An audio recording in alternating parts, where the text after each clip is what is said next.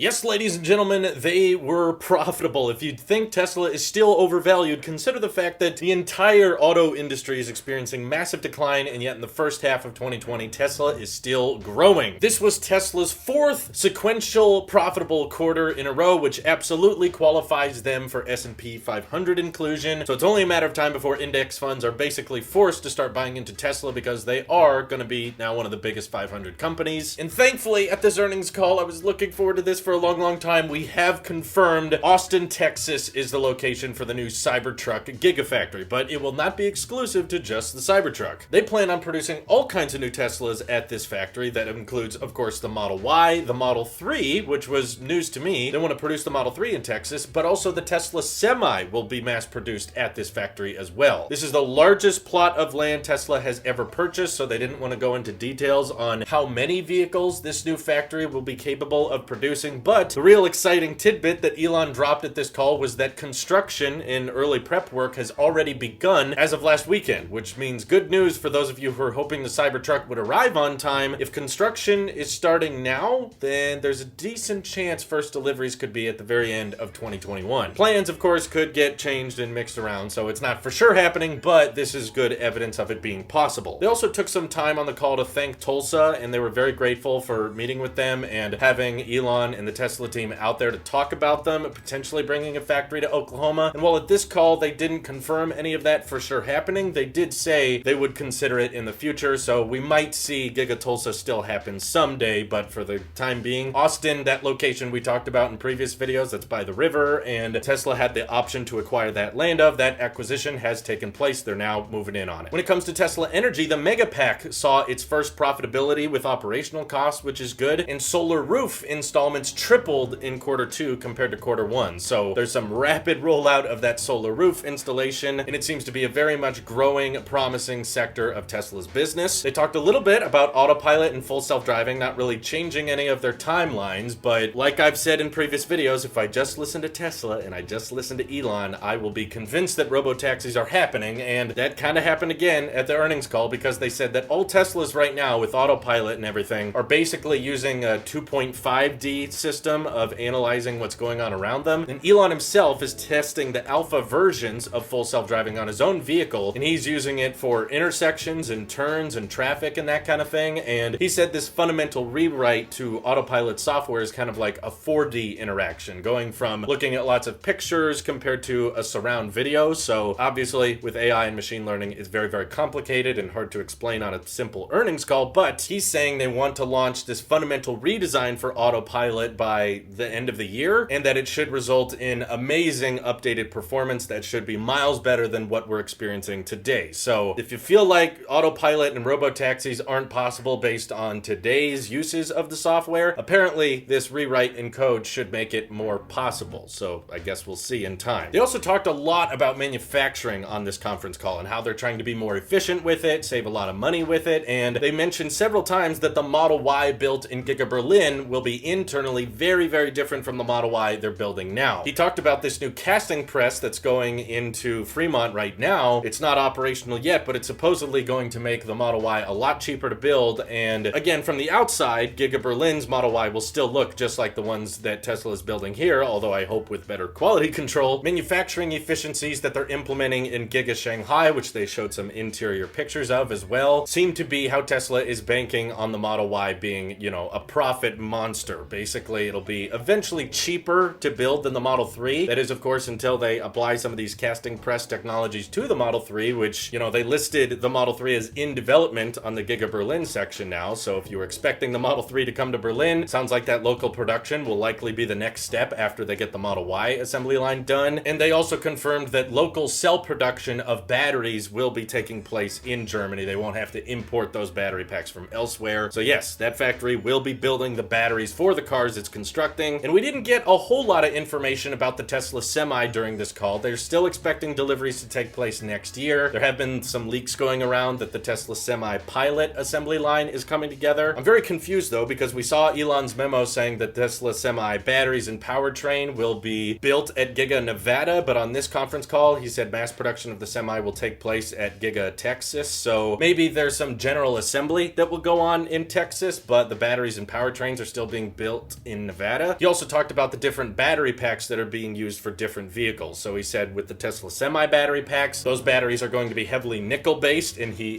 vastly encouraged anyone out there who's mining nickel to mine more, and that Tesla would buy as much nickel as there was out there, as long as it could be ethically mined, of course. And that smaller vehicles like the Model 3, especially the one built in China, will start rolling out with iron phosphate batteries, which do not use any cobalt at all and can at the same time provide around the same range that Teslas are getting today. So in the free cobalt-free batteries should be more and more common. However, they did confirm, which I was happy to hear, that they plan on using the first Tesla semis that come off the assembly line for their own purposes between Fremont and Reno. So expect to see a lot more Tesla semis on public streets, more so than we've already spotted. But the interesting thing he talked about when people asked about the cancellation of the standard range Model Y is he said that in the US market at least, people are coming to expect that all EVs should have around 300 miles of range. So Tesla is looking at 300 miles as kind of the new standard for electric vehicles, which hearing him say that makes me have doubts about whether the standard range Model 3 is going to stick around, or they're going to just axe that entirely and maybe just introduce the long range rear-wheel drive Model 3 and it'll be somewhat affordable. But it also doesn't mean good news for those of you who want the single motor Cybertruck, because if they're expecting 300 to be the standard, then having a truck that's 250, I could see Elon saying, nope, not up to our standards, we're not going to build it. It could just be a financial excuse. I mean, it's possible Tesla just can't figure out a way to make the numbers work for those lower price vehicles, so that's why they don't want to make them, but we'll never really know. While at the same time, he did say that he's bothered by the fact that their electric cars are not cheap enough, and he wants to make them more affordable, but at the same time wants to raise their standards for range. So,